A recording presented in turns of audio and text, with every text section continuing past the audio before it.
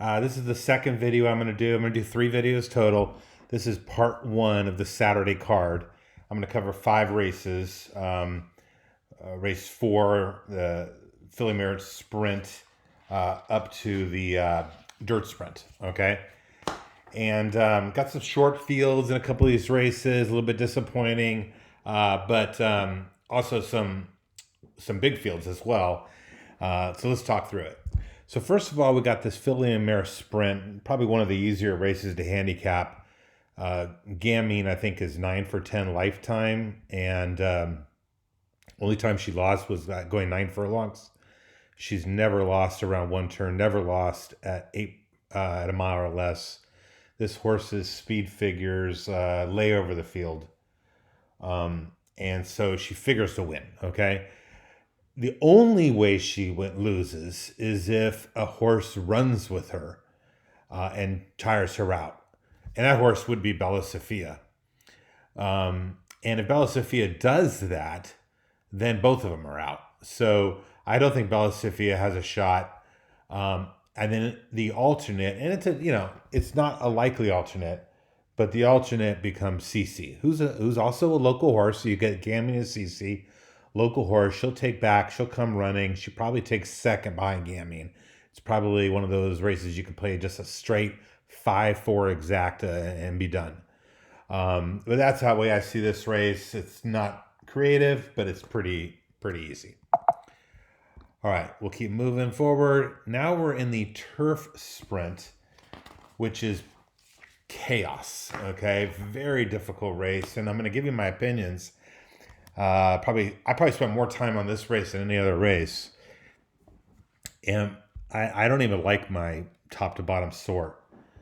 First of all, Extravagant Kid, number 12 hold, that's very wide. The horse has a big, doesn't win very often, runs second a lot. Maybe this horse could be used underneath.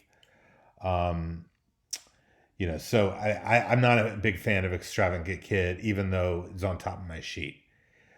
Gear Jockey has never won in a grade 1, so there is a little bit of a concern there. But this is the fastest horse, and so should be able to get a decent position.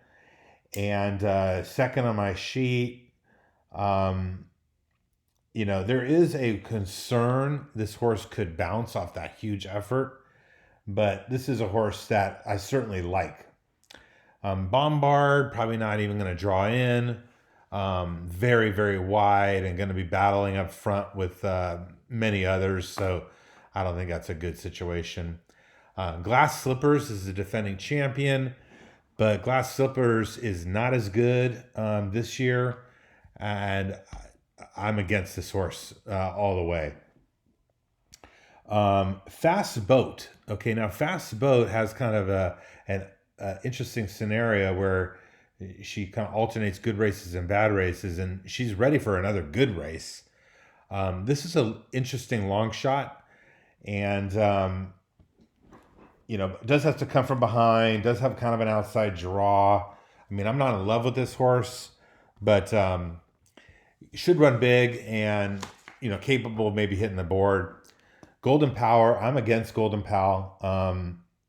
Golden Pal, by the way, lost to Emirati Anna. Okay, I think they ran over there in Europe against each other, and Golden Pal lost to that one. And Golden Pal is going to be under a lot of pressure in here. And I don't think, and as a favorite, I just got to play against that one. Kamari, Kamari is coming off a 7-month layoff, which that would be very difficult to win a race this competitive off a 7-month layoff. And I'm not sure that this horse is faster on the turf. He might be actually faster on the dirt. So I'm going to play against Kamari. And now we get to the horses I finally like, way down here, Emirati Anna. This is Ryan, the trainer of Glass Slippers. Also, this is Ryan's other horse, okay? And this horse is faster this year, and I think this is his lead horse, and this is one of my picks to win. Lieutenant Dan. I don't like the jockey. You get this 2 jockey on here. I don't like that, but Lieutenant Dan makes a ton of sense. Local horse, I think, as well. So I like that one. And then the third one I like is A Case of You, who's been running against top-notch competition. Okay, and you can see his odds lines here, 12 and 10 is really quite good. 12 and 10, probably if you ignore all this other stuff where he gets zeros, probably sticks him above Fast Boat, probably slightly behind Bombard, okay, who's not even going to draw in. So he's probably like sitting third or fourth. And I don't like those top horses that much anyway. So A Case of You fits really well. Been running against Grade 1 competition coming over here. But I think, it's always nervous taking these Euro sprinters running around a turn. They're not used to that. So Lieutenant Dan is definitely probably the top horse. But I would be looking at 2, 4, 6, and maybe 11 underneath. All right, let's go to the mile. I was on Twitter today and some guy was talking about Life is Good, loving Life is Good. And I don't know, I just remember, I don't think Pletcher's that good in Breeders' Cup races. And he's had a couple winners, I think, in California, but I'm sorry, Breeders' Cup races in California. So he's not that good, okay? And, Life is Good ran a huge sprint against Jackie's Warrior. Probably if he's not running wide, he probably wins that race.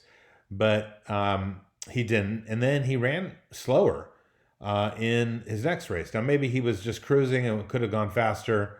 But I'm a little concerned about playing a 4 to 5 horse who may not ship that great for Pletcher and may not run his best.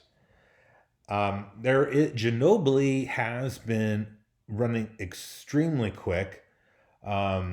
Changed his equipment with the blinkers and has just all of a sudden become a beast. I figured Ginobili's going to try to go with Life is Good, and hopefully 8 Rings does as well.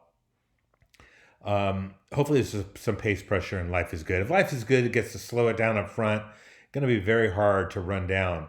Although you'll remember, he had an easy lead in that race. That Medina Spirit almost ran him down. He was up at like 6-7 lengths, and then he just got lazy and was drifting out.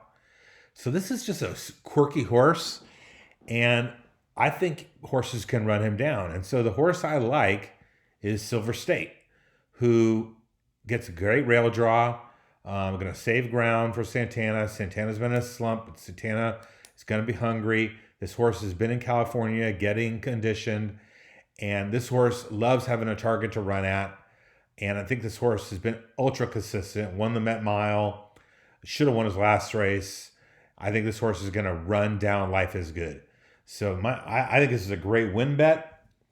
And my top pick gets the A+ grade over there. Good value at the morning line. So I'm going with Silver State. All right, this next race, 11 furlongs on the turf, and it's got some quality horses in here. I'll just tell you that.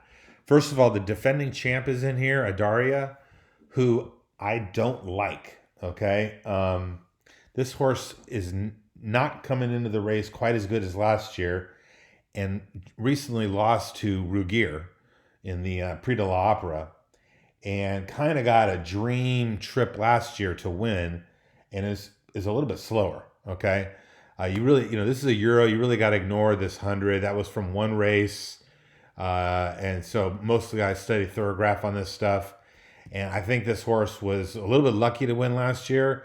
Now gets the 12 hole and going against a lot tougher competition.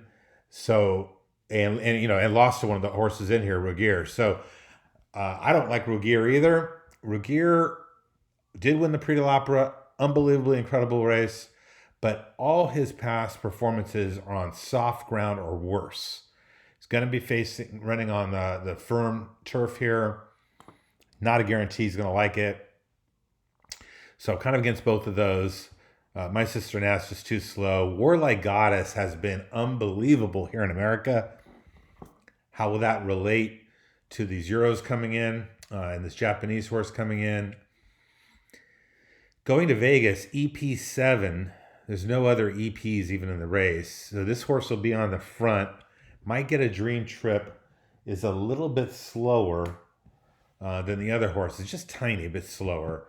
But I think there's a chance this horse hits the trifecta running easy up front early. And so I think it comes down to kind of a match race between 6 and 8. Maybe the 7 will run great. I don't know. But the 6 and 8 do look the best. You got Aidan O'Brien and Ryan Moore on the 6. That 6 horse has missed the arc with some sickness issues. And, now it's targeting here. Makes a ton of sense. But for a win bet, I'm going with Love Only You. Love Only You has the lowest odds over here of even money and 2-1. Been running against top-notch competition. Won, I think, a $3 million race at Hong Kong. Ran a huge race in Meidan. I think was a little bit back of Mishriff. This horse looks legit from Japan. So one of these Love horses is probably going to win. Maybe Warlike Goddess gets up for second, third. Maybe going to Vegas, picks up a piece. But I'm going to go with Love's Only You. All right, and finally, the Dirt Sprint. Again, kind of like Gammy and Jackie's Warrior lays over the field. I think the 2 draw is not bad. We saw Jackie's Warrior run inside against Life is Good and ran extremely well. So I don't think the inside draw is a concern. Definitely going to feel some pace pressure from Special Reserve in particular. That's probably it on the pace pressure. Dr. Shivel is going to take back and probably get a little bit of a wide trip around that turn. It's hard to see Dr. Shivel giving up ground and still beating Jackie's Warrior, who's definitely faster. By the way, 101 energy is the best. But Special Reserve does figure to run early with Jackie's Warrior. Friends Fire, I don't like Friends Fire. He's a Belmont horse. Not liking this. Look at the best odds, drops to 22. Not my pick. CZ Rocket makes some sense if they go really fast. Kind of makes me think of Whitmore a little bit. I think this horse comes and picks up a piece at a decent price. Maybe even takes second. You might get a 2-3 straight exacta. That makes some sense to me. By the way, another closer is the 5. That horse could also close and get a piece. Special Reserve is probably the best upset chance to beat Jackie's Warrior. If the horse just runs huge, puts away Jackie's Warrior. But I think I favor Jackie's Warrior, and then I think CZ Rocket is the horse to use underneath. So that's how I see the first 5 Breeders' Cup races on Saturday. And again, I'm going to have selections on the site shortly. And then after I do all the selections, I'm going to put together some wagering analysis as well. All right, thank you. And I'm working on the next video. Thank you.